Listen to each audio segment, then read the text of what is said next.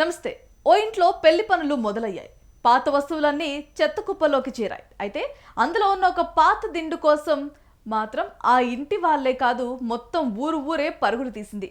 చివరికి మున్సిపాలిటీ అధికారులు కూడా రంగంలోకి దిగాల్సి వచ్చింది. అయితే ఆ పాత దిండును తిరిగి బాధితురాలి చేతికి అందజేయడంతో కథ సుఖాంతమైంది. ఇంతకీ ఆ పాత దిండులో ఏముందో తెలిస్తే మీరు కూడా షాక్ గురవుతారు.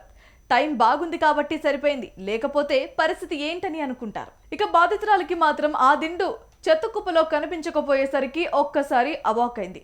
దిండు తిరిగి దొరికి తర్వాత ఆమె ఆనందానికి అవధులు లేకుండా పోయాయి. అసలు ఏం జరిగిందో తెలుసుకోవాలంటే లెట్స్ వాచ్. ఈ విచిత్ర ఘటన తమిళనాడులోని మదురైలో చోటు చేసుకోగా, ఇక వివరాల్లోకి వెళ్తే మదురై కార్పొరేషన్లోని 75వ వార్డు పరిధిలోని సుందరరాజపురం న్యూ రైస్ మిల్ 2వ వీధి ప్రాంతంలో తంగం అనే 52 ఏళ్ల మహిళ కుటుంబంతో ఉంటుంది. ఇక తంగం పాతకాలం మనిషి కావడంతో తన కూతురు పెళ్లికి దాచుకున్న 25 తులాల బంగారు ఆభరణాలను పాత దిండులో దాచిపెట్టింది. ఈ విషయం ఇంట్లోని వాళ్లకు ఎవరికీ తెలియదు. ఇక ఇలా ఉండగా రానున్న జనవరిలో తంగం కుమార్తె పెళ్లి కుదిరింది. దీంతో కుటుంబ సభ్యులు పెళ్లి పనులు కూడా మొదలు పెట్టేశారు.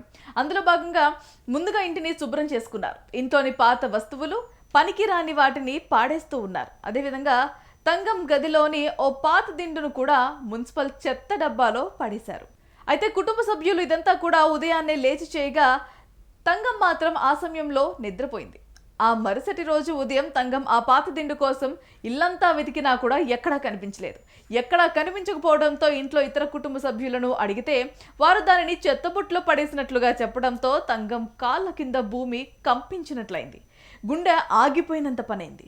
అప్పుడు ఆమె ఆ పాత దిండులో కూతురు వివాహం కోసం దాచిన 25 తులాల బంగారు నగల గురించి వారికి చెప్పింది. దీంతో వాళ్ళు కూడా షాక్కి గురి కావడంతో పాటు ఆందోళన కూడా చెందారు.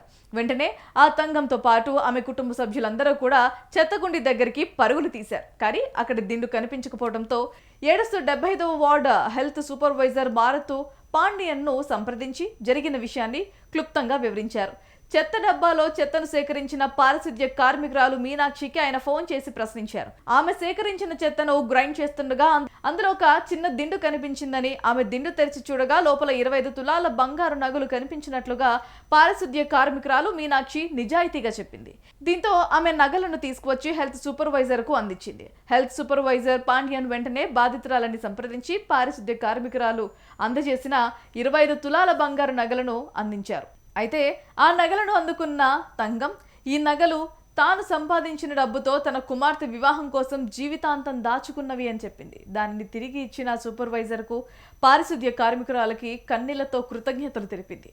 ఈ ఘటన స్థానికంగా కలకలం రేపింది. మున్సిపల్ కార్మికుల నిజాయితీని అందరూ ప్రశంసిస్తున్నారు.